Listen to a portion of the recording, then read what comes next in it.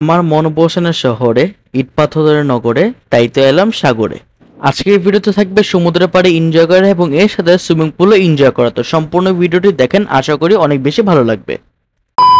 Hello everyone, কি অবস্থা সবার, কেমন আছে সবাই? আশা করি সবাই ভালো আছেন, আমি অনেক বেশি ভালো আছি। তো শুরুতেই আমরা রেডি হয়ে রুম থেকে বের হয়ে গেলাম বিচে যাওয়ার জন্য, কারণ আমরা বিচে গিয়ে চিল করবো, তারপর হচ্ছে সুইমিং পুলে এসে সুইমিং করবো। তো এরপর হোটেল থেকে বের হয়ে সুইমিং পুলের সামনে আই লাভ কক্সবাজারের সামনে দিয়ে 3-4টা ফটোশুট করলাম।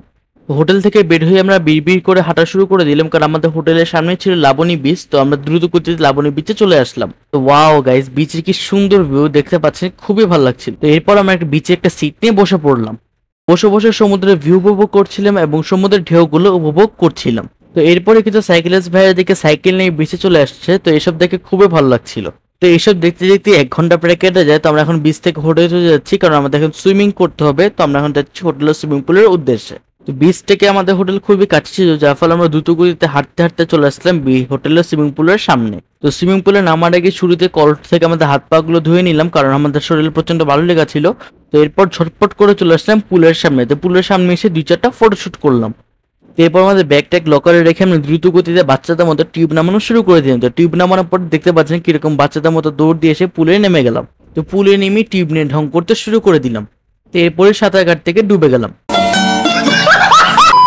এরপরে টিউব দিয়ে একা একা ভাসার চেষ্টা করছিলাম এবং মাঝখানে গিয়ে একা একা ভেসে থাকছিলাম। তো এরপর এক এক করে বাহিনীরা পুলে চলে আসছে, আমি এর ফাঁকে ডুব দিচ্ছিলাম এবং এনজয় করছিলাম। তা আমার সাথে অনেক বাহিনীরাও এখানে এনজয় করছিল, যার ফলে তাদের ক্যামেরা একটু বন্দি করলাম।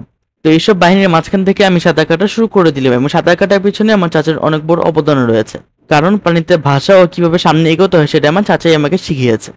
তো প্রায় 4 ঘন্টা সুইমিং শেষে এখন আমরা রুমে চলে যাচ্ছি, কারণ আমাদের এখন ফ্রেশ ট্রেশ হয়ে লাঞ্চ করতে যেতে হবে, কারণ আমাদের সকলের পিতায় খা খা করতেছিল।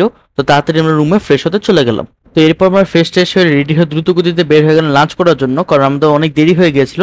তো চলেন দ্রুত গতিতে আমরা লাঞ্চ করতে চলে যাই। তো হোটেল থেকে বের হয়ে দেখি মারাত্মক রোদ। তো রোদ দেখে পুরো অবস্থা আমাদের সকলের খারাপ হয়ে গেছিল। তো এরপর আমরা একটা অটো নিয়ে সকল জ্যাম ট্যাম ঠেলে ঝড়ের গতিতে চলে আসলাম কক্সবাজারের কলাতলির আলোগনির রেস্টুরেন্টে। তো এরপর আমরা ঝটপট করে হোটেলের ভিতরে চলে আসলাম। তো ভিতরে এসে দেখি সেই রকমের ভিড়। তো এরপরে হচ্ছে আমাদের একটা ওয়েটিং জোনে বসিয়ে দিল। এরপর 10 মিনিট অপেক্ষা করার পর আমরা একটা ফাঁকা টেবিল পেয়ে বসে গেলাম।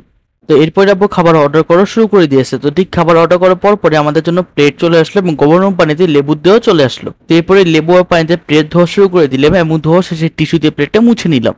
তো এরপরে আমাদের খাবার চলে আসলো। তো খাবারে ছিল হচ্ছে সাদা ভাত এবং এর সাথে ছিল ভর্তা প্লেট, সাথে ছিল ডাল। তো এরপরে ভর্তাগুলোর প্লেটে নিয়ে আমি গপ গপ গপ গপ করে খাওয়া শুরু করে দিলাম, কারণ আমাদের পেটে পুরো খা খা করতেছিল খিদায়, যার ফলে দ্রুত গতিতে খাওয়া শুরু করে দিলাম। তো এর মাঝে চলে আসলো আমাদের লইঠা ফ্রাই। তো লইঠা ফ্রাই পেয়ে দিকে সবাই গরুর মতো খাইতে শুরু করে দিয়েছে। তো আমিও গরুর মতো খাওয়া শুরু করে দিলাম, কারণ সুইমিং করার জন্য আমাদের সকলের পেটে অনেক বেশি খিদে লেগে গিয়েছে। খাওয়া দাওয়া শেষে আমাদের সকলের জন্য চলে আসলো ঠান্ডা ঠান্ডা লাচ্ছি। তো লাচ্ছি পেয়ে আমরা সবাই দ্রুত গতিতে খাওয়া শুরু করে দিলাম।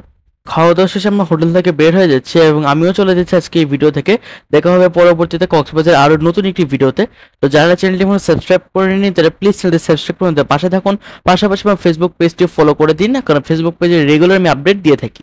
তো আজকের মধ্যে বিদায় নিচ্ছি, সে ভালো থাকেন, সুস্থ থাকেন। দেখা হবে কক্সবাজার নতুন একটি ভিডিওতে। তো সবাইকে আল্লাহ হাফেজ।